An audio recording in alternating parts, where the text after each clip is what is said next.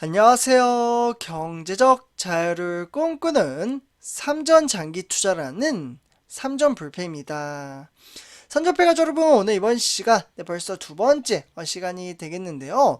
오늘도 바로 외인들의 수급에 따라 변동성 장세가 이어지고 있습니다. 특히나 우리는 사실 장기 투자라는 투자자이기에 증시가 상승장으로 이어지든 또는 하락장으로 이어지든 우리는 크게 개의치 않고 꾸준히 현재 주식수를 모아가며 바로 장기 투자 이어가고 있습니다. 그래서 이에 따라 장기 투자에 대한 이념과 개념을 올바르게 다잡고 흔들리지 않는 바로 정신적인 멘탈을 잘 이어간다면 그 어떠한 험난한 주식시장 속에서도 바로 충분히 성공적인 주식 투자를 만들어낼 수가 있습니다. 그래서 오늘 이번 시간 일단 전체적인 시황과 업황에 따라 바로 장기 투자를 할 수 있는 만들어갈 수 있는 동력의 발판에 대해서 한번 이야기를 나누어 보도록 하겠습니다. 그래서 일단 본론으로 들어가기 앞서 구독과 좋아요 한 번씩 부탁드리겠습니다. 그리고 댓글로 간단한 출첵 또는 간단한 코멘트를 작성해 주신다면 저에게는 정말 큰 힘이 됩니다. 댓글을 통해서 간단한 인사 정도로 저는 우리 삼전불패 가족분들과 소통의 장을 만들어 가고 싶습니다. 그래서 이렇게 좀 간단하게 말씀을 드리고요. 그래서 요즘 들어 우리 삼전불패 가족분들도 아시다시피 정말 2022년 올 한해는 참으로 어려운 주식시장으로 이어지고 있습니다. 그 이유는 많은 분들이 아실 겁니다. 제가 방금 말씀드렸던 이 외인들의 수급이 정말 무차별적으로 매도세로 이어짐에 따라 증시는 조금씩 우하향하는 그래프를 보여주었지만 지금 7월달 중순부터 다시금 외인들의 수급이 조금씩 밀려 들어옴에 따라 증시 또한 조금씩 우상향하는 그래프를 띄우기 시작을 했습니다. 사실 정말 엉덩이가 무거워서 움직이지 않는 종목, 특히나 우리가 투자하고 있는 삼성전자라는 종목은 그 어느 종목보다도 정말 보합장세로 거의 끝날 경우가 상당히 많습니다. 아마 우리 삼전불패 가족분들도 다 동의를 하실 거예요. 그렇게 그만큼 사실 삼성전자가 답답한 증시의 현황에 따라 그럼에도 불구하고 바로 외인들의 수급이 조금씩 밀려 들어오면 주가는 그 엉덩이가 무거운 종목도 우상향하는 그래프를 보여주며 폭발적인 상승장을 보여주기도 했습니다. 대략적으로 2,000원 이상 상승장을 보여주며 4% 폭등장을 일으키기도 했습니다. 하지만 우리 삼전불패 가족분들도 아시다시피 지금 증시가 답답한 이유는 바로 삼성전자 펀더멘탈에 있기보다는 바로 외부적인 요인이 상당히 크게 작용한다라고 말씀을 드릴 수가 있겠습니다. 아마 이 부분은 제가 방송을 토대로 우리 삼전불패 가족분들에게도 정말 많이 말씀을 드리기도 했었는데요. 특히나 금리 인상에 따른 인플레이션 우려와 그에 따른 러시아와 우크라이나 간의 전쟁 사태가 우리 주식시장을 정말 힘든 상황으로 만들어가고 있다고 보시면 좋을 것 같습니다. 결국에는 이러한 외부적인 악재 조건들이 겹겹이 겹치다 보니 어려운 주식시장으로 이어지기에 이러한 악재 조건들이 하나 둘 이렇게 좀 이제 해소가 된다면 지금처럼 외인들의 수급이 들어옴에 따라 행복을 가져다 줄 수 있는 주식시장으로 전환이 되게 됩니다. 그렇기 때문에 주가 하락은 줍줍의 기회이며 주식수를 모아갈 수 있는 오히려 긍정적인 장세라고 생각의 전환을 바꾼다면 우리에게는 큰 복리 효과를 누릴 수 있는 주식 투자로 만들어갈 수 있다라고 말씀을 드릴 수가 있겠습니다. 그래서 삼성전자 미래 전망치에 따라 많은 분들이 아시다시피 현재 세계 최초 우리가 투자하고 있는 삼성전자는 이 3나노 반도체 양산에 성공을 함에 따라 삼성전자가 파운드리 그러니까 반도체 위탁 생산 경쟁의 강화에 미래를 걸었다라고 보시면 좋을 것 같습니다.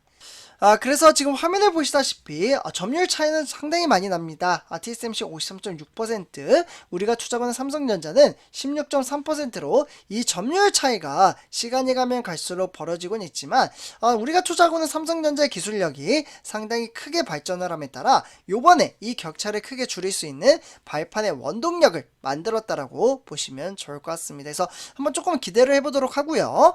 어쨌거나 올 하반기 그러니까 메모리 반도체 시장 시장이 바로 슈퍼사이클에 재진입을 할 것이라는 기대감과 오히려 이런 것들이 조금은 이제 외인들의 악재 조건들이 나타남에 따라 물거품이 됐죠. 그에 따라 비메모리 사업 다변화를 가속화하고 있다라고 보시면 좋을 것 같습니다.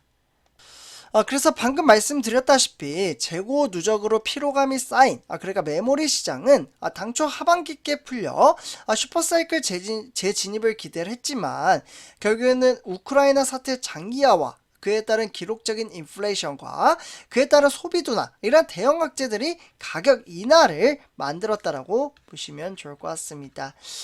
결국에는 이제 어떻게 보면 3, 4분기 그러니까 디램 고정거래 가격을 당초 전분기 대비 무려 3에서 8% 정도죠. 이 3에서 8% 하락을 했던 이 입장에서 봤을 때는 대략적으로 10% 이상 하락할 것이라는 하향 조정을 하기도 했습니다.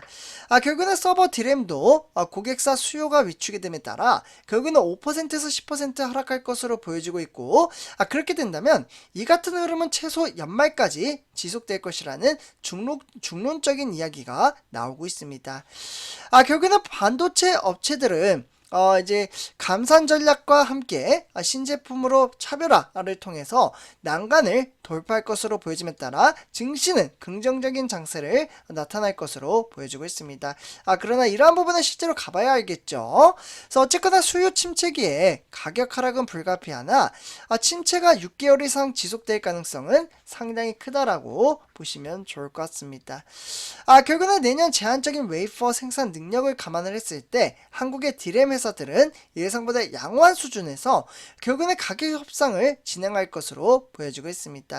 결국에는 삼성전자 파운드리 선당 공정의 담금질을 하며 미래를 준비한다라고 보시면 좋을 것 같습니다. 결국에는 특히나 삼성전자는 지난해 그러니까 지난달이죠.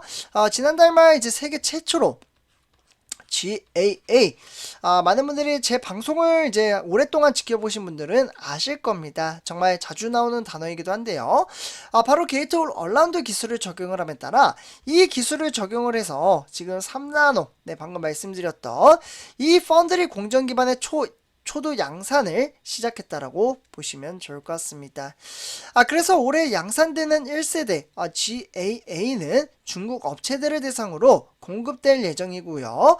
그에 따라 내년께 양산될 2세대 GAA는 바로 2024년도죠. 요 기점으로 봤을 때 삼성전자의 시스템 LSI가 공급을 함에 따라 바로 갤럭시 시리즈에 탑재될 것으로 보여지고 있습니다. 그러니까 실제 제품에 탑재가 된다라고 보시면 좋을 것 같고요. 그래서 어쨌거나 핵심은 지금 삼성전자 숙제는 바로 많은 분들이 아실 겁니다. 바로 수율에 대한 이슈가 남아 있습니다. 그러니까 이제 수율 같은 경우에는 이제 합격품에 대한 비율이라고 볼 수가 있겠고 불량품이 얼마나 나오느냐 그에 따른 향방에 따라 이제 삼성전자 미래 전망치가 어느 정도는 향방의 결정을 지을 것으로 보여지고 있습니다. 결국에는 삼성전자 일정대로 공정 로드맵을 차근차근 밟아 나아간다면 정말 문제없이 대회의 메시지를 여러 번 밝힐 것으로 보여지고 있습니다. 최근에 많은 분들이 아실 겁니다. 이 3나노 이제 전단팀, 그러니까 실제로 태스크포스 팀을 새롭게 꾸려 나아감에 따라 경쟁 업체들의 견제도 더욱더 심화되고 있다라고 볼 수가 있겠습니다. 그만큼 우리가 투자하는 삼성전자가 치고 올라올까봐 어느 정도 제한적인 부분을 둔다라고 볼 수가 있겠고, 결국에는 이러한 기술을 토대로 2나노 그러니까 2나노 GAA 기술을 적용을 함에 따라 파운드리 1위 업체인 TSMC는 삼성전자 첨단 공정을 평가절하는 분위기로 만들 것으로 보여지고 있습니다.